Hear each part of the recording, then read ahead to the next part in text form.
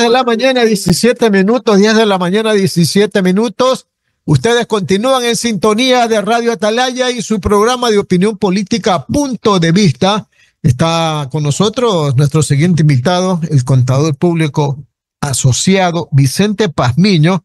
Él es auditor y contador público autorizado de la firma Andersen. Y claro, estamos ya cada inicio de año, hay que mirar el calendario tributario, ¿verdad?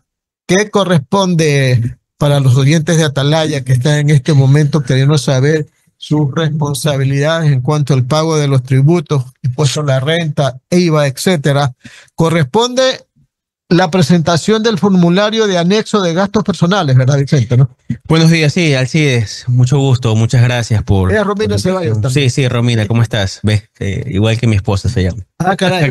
Qué coincidencia.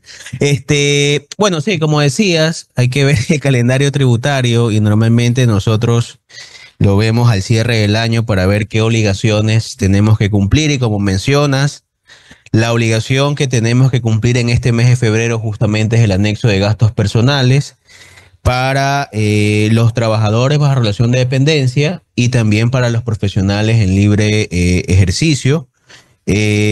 Obligaciones que deben cumplirse a partir del 10 de febrero, del 10 al 28 de febrero, de acuerdo al 9º dígito de RUC. Obviamente ya el trabajador bajo relación de dependencia ya presenta al empleador durante el año anterior ya una proyección de esos gastos personales.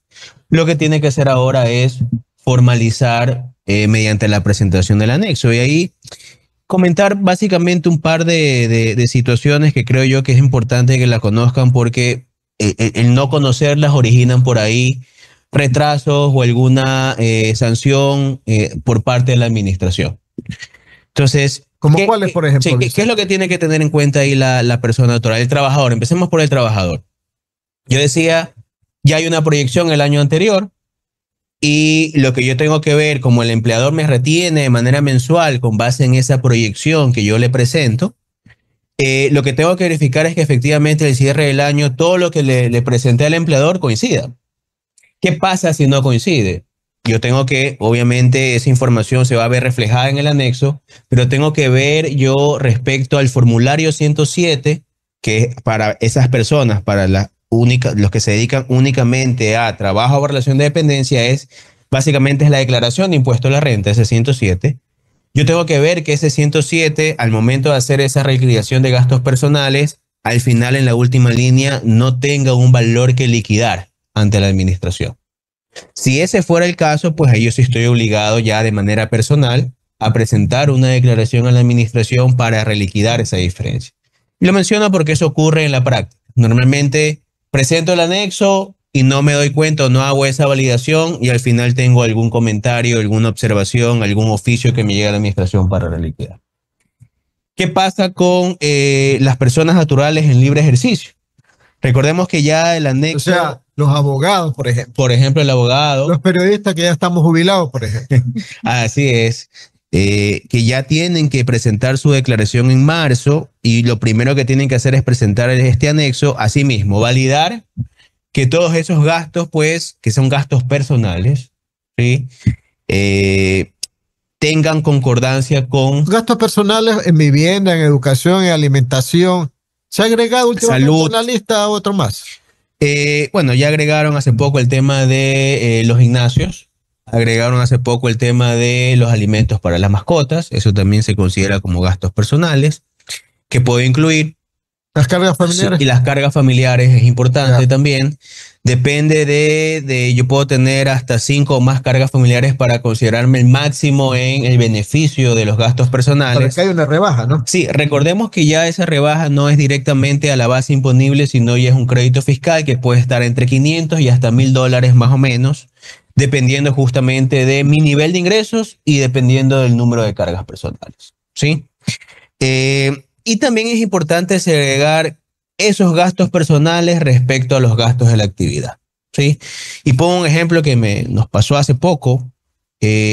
Una persona que era trabajador bajo relación de dependencia, entiéndase que únicamente tenía que reportar, o más bien el 107 era su declaración de impuesto a la renta, pero resulta ser que incluyó por error reliquidó su impuesto, presentó una declaración e incluyó gastos adicionales, en teoría gastos relacionados con la actividad, pero si yo soy trabajador y no tengo una actividad económica, es decir, no tengo un RUC activo, no ejerzo una actividad más allá que prestar el servicio, estar enrolado en una compañía, no tiene razón de ser el que yo incluya esos gastos adicionales. Lo que originó es que al momento que presente la declaración, el SRI me observe y me diga, bueno, ¿a qué corresponden esos gastos si tú únicamente te dedicas a tu actividad con el empleador?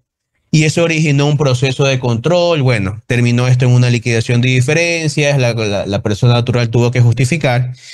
Y un tema importante también que tienen que tener en cuenta las personas, ya sean trabajadores o independientes, es siempre validar, siempre revisar las notificaciones electrónicas.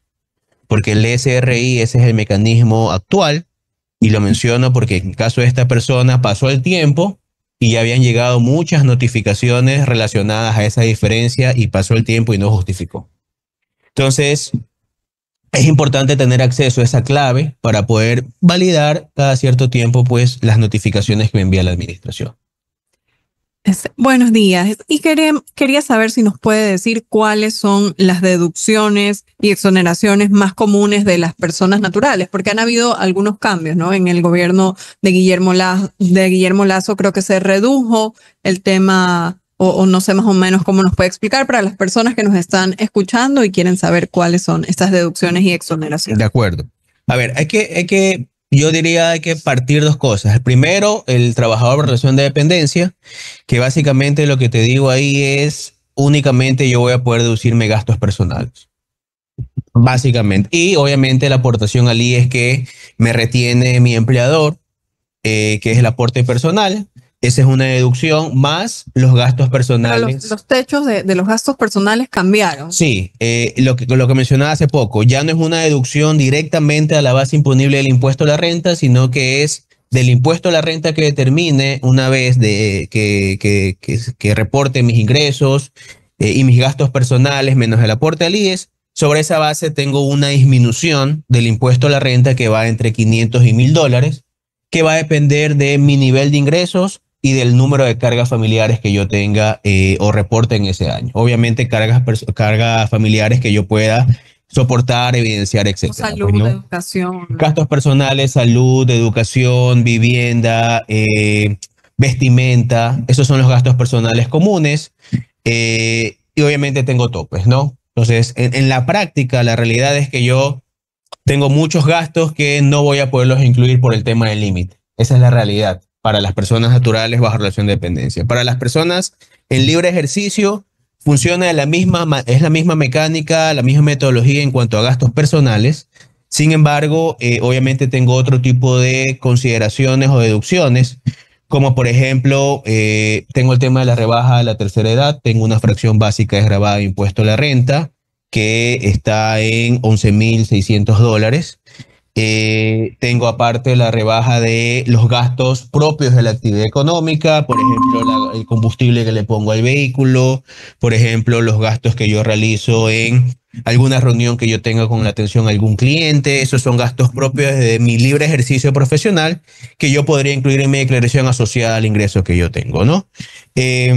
Yo te diría que eso en principio, y algo importante que hay que tomar en cuenta es que recordemos que en principio en Ecuador rige el tema de reconocer la renta global.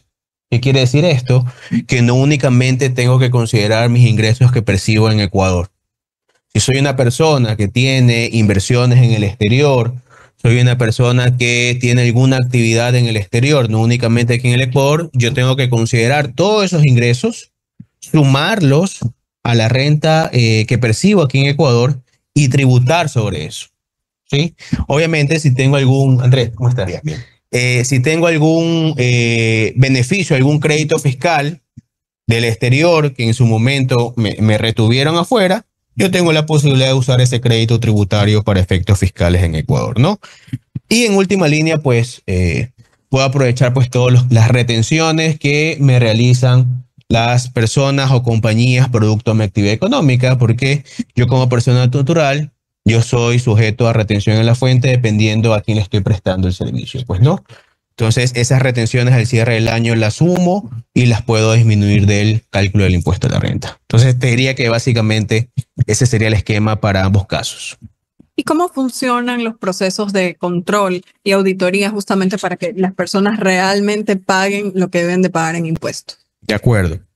A ver, mencionaba el caso, ponía el caso de esta persona, ¿sí? Y cuando el SRI identifica estas variaciones que no son comunes, son raras, porque hablábamos de una persona que solamente trabajaba en relación de dependencia y reportó en su declaración de impuesto a la renta, reportó gastos asociados a, entre comillas, a esa actividad. Sin embargo, si yo trabajo en relación de dependencia, no puedo yo atribuir gastos asociados específicamente a relación de dependencia. Tengo que tener otra actividad económica para poder considerar esos gastos. Entonces, en la práctica, el SRI identifica este tipo de situaciones al momento de hacer cruces de información con sus propias bases de datos, con la misma información que reporta el contribuyente. Y automáticamente lo que hace es enviar un oficio. Por eso decía de que es importante tener siempre estar verificando las notificaciones electrónicas que envía el SRI,